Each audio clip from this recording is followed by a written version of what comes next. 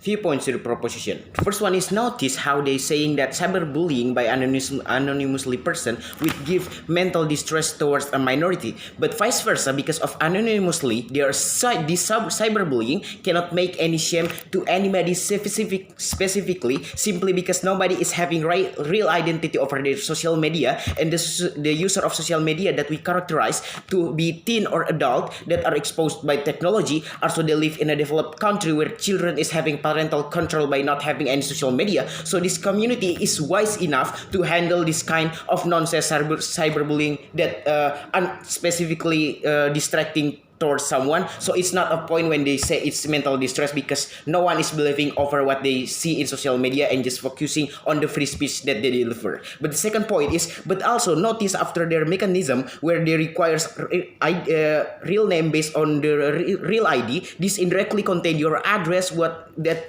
can easily be tracked in developed country that get exposed by technology that make most of the user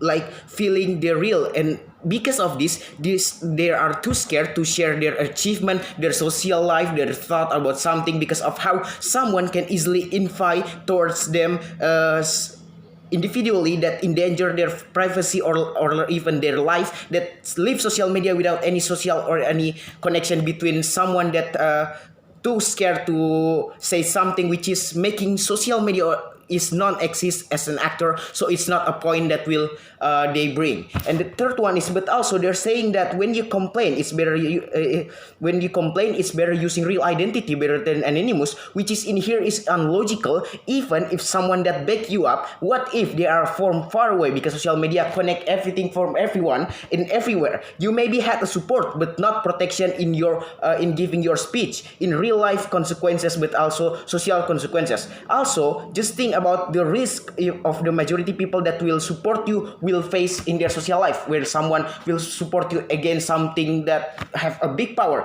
Would they do it in the purpose of supporting you? It's not gonna happen in most of the cases where you against something that is powerful. So we say it's non-logical here. And lastly, about how they are saying that anonymously can be tracked, which is never be true with their own definition that they bring, which is contradiction in here, because they say anonymously is conceal your real identity with any way, because they are saying completely conceal, and some user could use Tor browser or even VPN, but also the strict authority that they say must aware of they are someone that says this strict speech using someone's IP that can get their fake location, or using someone Wi-Fi that can they easily do it anonymously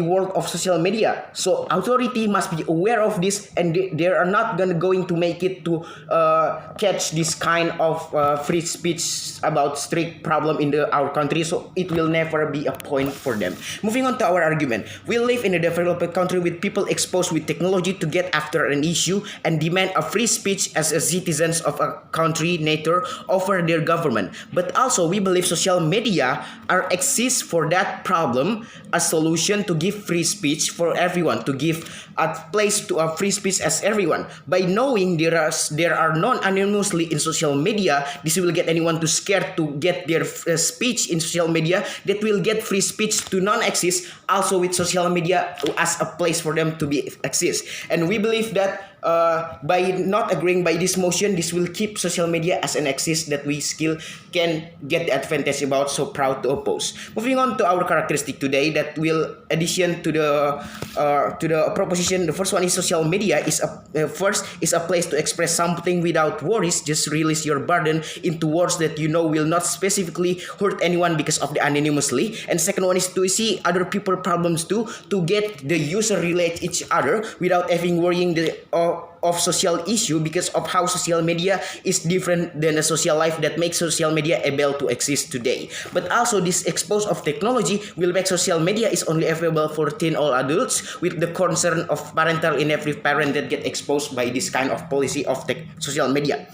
What is our stance for this debate? 2 points. The first one is to make social media a unique place to express an issue without no one even knowing that you are there. And second one is to not specifically hurt towards individual with anonymously identity at the first glance. And what is our mechanism to realize this kind of goals? Pretty simple, actually. How as a social media creator, we will just make an algorithm that would recommend everyone what kind of feeds that they like on their social media and bring it to them automatically. And also the recommendation will be based on the thumbs up or thumbs down mechanism that we will bring as Reddit today in status quo. And why this is so effective?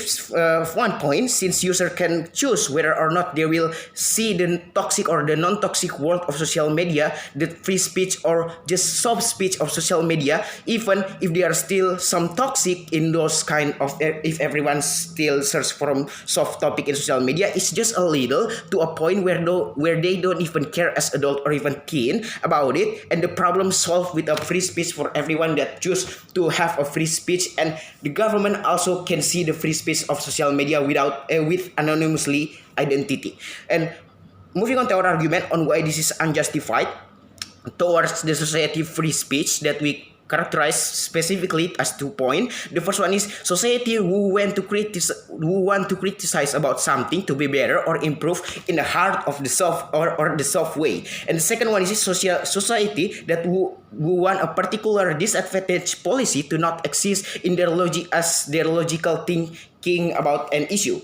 And all of this without having even worrying their real life reputation or even real social would be in danger by the anonymously. And while this is unjustified, their free speech would be gone as their privacy or their real identity gets exposed. Why is it bad? First one is it will make the authority do whatever they wanted to do with no strict feedback from the people, because they know their privacy and how social judgment work for the authority or the majority of a country that we see in status quo where there is a fascism country, for example, like North Korea, etc. And the second one is it will lead to of a developed country to have some more issues because of the unwanted policy dominoes